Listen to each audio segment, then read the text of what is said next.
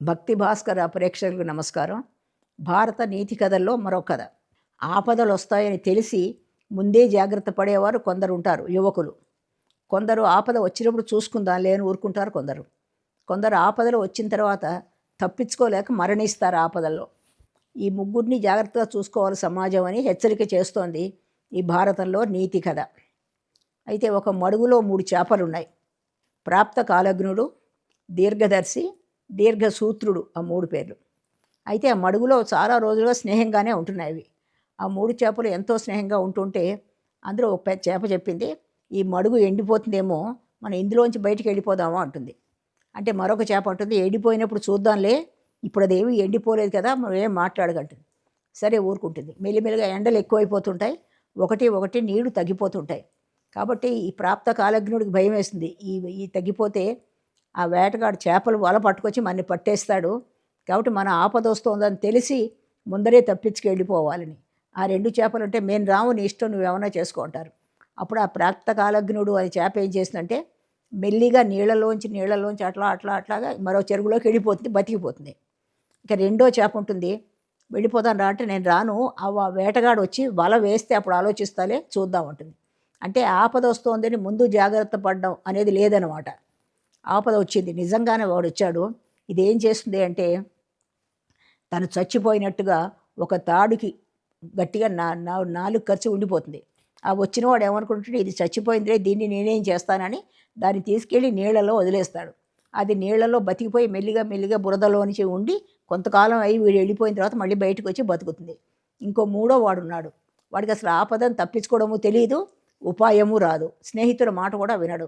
వాడు ఏం చేస్తాడంటే చివరికి ఈ 3వ చేపను మాత్రం వలలో పట్టేసి తీసుకెళ్ళిపోతాడు.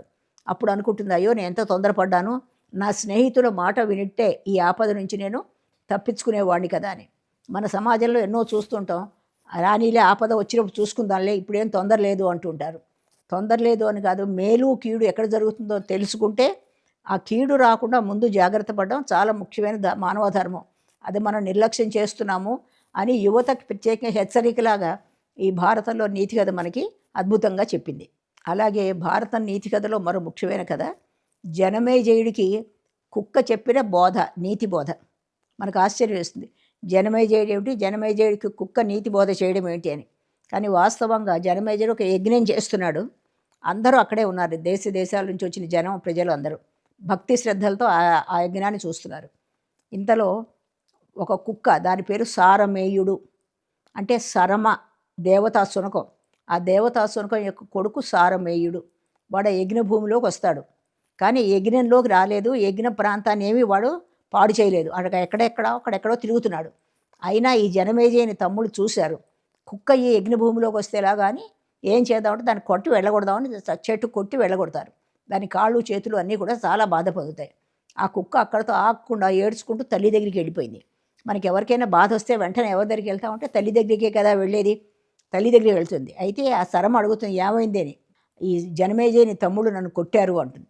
ఎందుకు కొట్టారు అంటే, నేను యజ్ఞ భూమిలోకి వెళ్ళాను, యజ్ఞ భూమిలో నువ్వు అరిచావా, వాళ్ళు ఎవరినైనా కరిచావా, ఏం చేశావు అంటుంది. నేను అసలు ఏమీ చేయలేదు, నేను అక్కడ ఆడుకుంటూ తిరుగుతుంటూనే జనమేజయుని తమ్ముడు నన్ను కొట్టారు అని మళ్ళీ ఏడుస్తుంది.